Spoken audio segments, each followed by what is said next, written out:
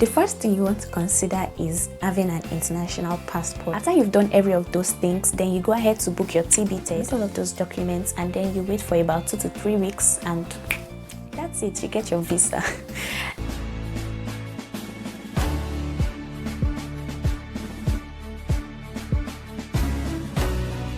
Hi guys, and welcome back to my channel. Welcome back to my channel. If you are new here, you are welcome, and if you are not, welcome back. Thank you for the love shown so far on this channel. I really appreciate everything.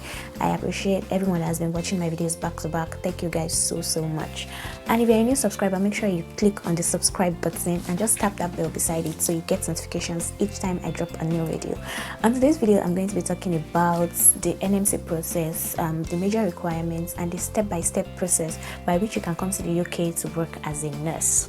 I know a lot of people already know about this process, and I feel like it's not something new amidst nurses, but a lot of people still don't understand the process. I mean, some people still ask questions about it, and I felt like it was going to be easier to make a video and just refer anyone who wants. I'm going to try as much as possible to be detailed in this video and answer questions that I feel people have been asking me for some time now. So I'm going to try as much as possible to be detailed in this video. So if you don't want to miss out on that, or if you're interested in this video, make sure you definitely do keep on watching. And if you at the end of this video find this video interesting, make sure you like, share, subscribe, comment, and let's get right into the video. First thing you want to consider is having an international passport. Like, that is a very important thing. So make sure you have your international passport before you start all of this process, because even without your passport you can't process anything. So the first thing you want to do is to have your international passport, and then after that you can start thinking of writing your English proficiency test, which could be either ielts or OET. And for your ielts, you have to make sure that you are writing ielts academic. Then for the OET, I really don't know much about it because I personally did not write OET at all. I wrote IELTS before I could come here. So for the IELTS, you need a band score of 7, overall band score of 7, which is spread out across listening, speaking, writing, and reading. For your listening, speaking, and reading, you want to make sure you have 7 or above, and for writing, you want to make sure you have 6.5 and above. Then you know that you have already conquered IELTS. And for your OET, you want to make sure that you have a band of B or a grade of B. So in all of this process, you may decide to walk through an agent. That is, you may decide to go through all your processing through an agent, or you may decide to do it yourself. It depends on whatever you want, but I believe having an agent or having like a recruitment agent is going to kind of make the work easier for you. It's going to make everything easier, because personally I used an agent, and if you want a link on that, you can drop a message for me or just send a DM on Instagram and I'm going to reply you. So you can decide to have an agent. They won't charge you, it's free of charge. So it is going to put you through the processes. If there is anything you don't understand, they can easily help you out. With that being said, you want to make sure that your CV is up to date. Yes, because you're going to need an employer, and this employer is going to request for your CV. So bear in mind that you need to have your CV up to date. All your qualifications and everything necessary. Just have an up-to-date CV, and a CV that is standard enough to get you a job. Thereafter, you register with NMC, that's the Nursing and Midwifery Council of United Kingdom.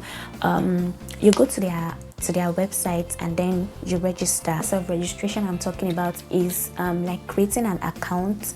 It's just like you want to open a Gmail, so you have to create an account and put in your details, like everything necessary. You answer the questions correctly as best as you can. You don't want to make any mistakes during this registration process. Begin your application with NMC. They are going to require you to enter some of your details. That is, you might be required to scan some of your certificates and all of that. So when you begin your application, you are going to need your passport details, that's your international passport details, and make sure that the name that you have registered with is exactly what's on your passport.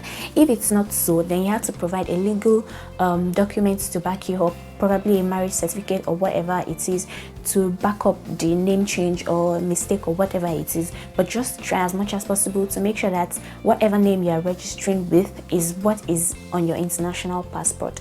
So they are going to require your passport details, and then you might have to scan the personal data page of your passport and send it to NMC. Thereafter, you are going to need the certificate of qualification. That's your qualification from school. That's the certificate you were given, like, okay, you finished nursing. You are going to need that certificate as well, and you need to scan it as well. You're also going to need maybe your license, and if you don't have a license yet, they might require you to fill in the name of your regulatory body. That's maybe NMCN in case of Nigeria.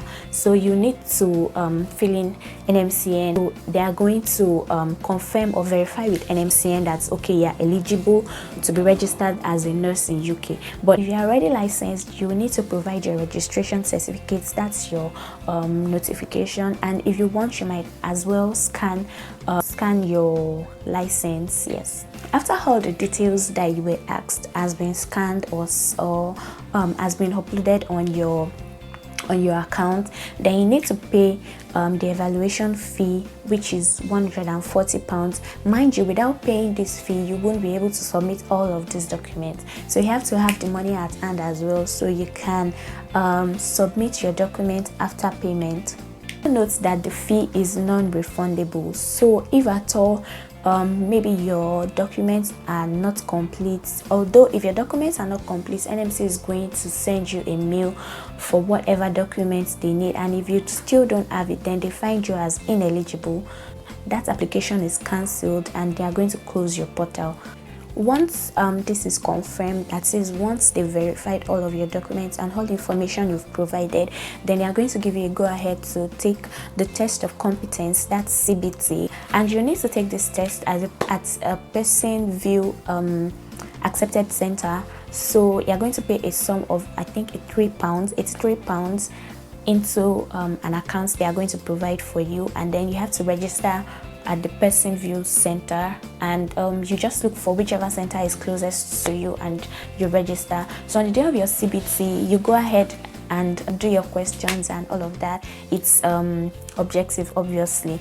So you get your, I think you get your results almost immediately in about 30 minutes of, I got mine in 30 minutes, but it usually says within 48 hours, but it could be less. So it could be as fast as 30 minutes of completing your CBT. That's when you get your results. After you've done every of those things, then you go ahead to book your TB test, and the TB test cannot be done in just anywhere except where is already approved by NMC to have your test. So in case of Nigeria, you go for your TB test in either Lagos or in Abuja, those two states, nowhere else. So you go ahead to do your TB test, which is for 54,000 naira in Nigeria. So you do your TB, okay, you are given a date, and you go ahead on that date and do your chest x-ray, and you get your result. Because I did mine in January, and I got my results the same day, and I think I waited for about an hour or less before I could get my results.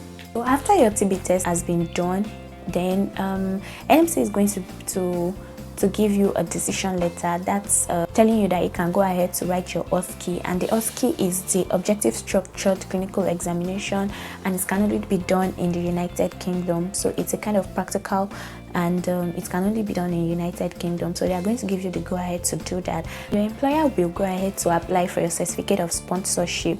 The certificate of sponsorship is lighter. Is it a letter? I don't really know how to describe it, but it's a kind of confirmation that they are going to be sponsoring you, and you are not going to be left hanging for the period of time before you are able to find your feet in UK. I don't know if that makes sense, but like this, that's what the certificate of sponsorship is actually for. So you need your certificate of sponsorship before they can go ahead to process your visa. So once you get your certificate of sponsorship, some other employers can decide to also issue a maintenance letter for you, and this maintenance letter is going to state that they'll be covering your expenses, or they'll be providing you money if at all you need it for the period of 1 month before you are able to get your first salary. Thereafter, they apply for your visa, and you go for your visa appointment.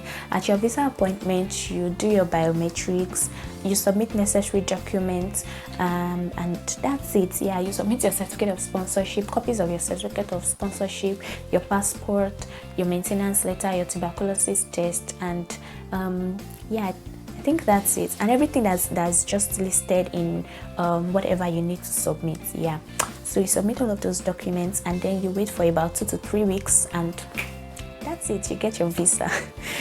I know it looks like a very, very long process, but you know, like, it's not something that you do and then you wait for a very long period of time before you get the results. Like, you keep doing it, and then like it really doesn't take time, but I don't know. Yeah, so that's it. That's basically it, guys. So if you really want to do it, just go ahead, start the processing. Don't wait, like, don't chill, no time. So after arriving in the UK, you book your OSCE, and majority of the employers pay for your OSCE, and you may have to pay it back within the period of some years, and some don't require you to pay it back. Just make sure you read your employment contract and know what the contract is all about, know how much they are offering you, if it's good for you. Just go through the contracts before you accept. Yeah, and some people will take like 2 to 3 interviews, job interviews, and you know, just pick the best one for you before you go ahead to jump into it, and then later you realize it's not the best for you. The OSCE takes place in 3 universities. That's the Ulster University, Northampton University, and Oxford Brookes University. Those are the 3 universities where you can take your OSCE. So after taking your OSCE, you get the results in about 5 days or more. I don't know. You get your, because I haven't done mine. So you get your results, and then you pay for the registration, which is I think about £120, and you get your PIN, and then you become UKRN. Yeah, so it's as simple as that, and it's as stressful as that. Yeah, so that's the processes, guys. Like, if you have any other question, try to drop the questions for me in the comment section, and if you want me to elaborate on anything, just feel free to ask me questions. I'll be glad to help. You can send a message on Instagram, or just drop a comment anywhere. Yep, we've come to the end of this video. If you enjoyed this video and if you learned something, make sure you drop a comment for me, like, share with your friends. Yep, thank you for watching. I'll see you guys in my next video. Bye.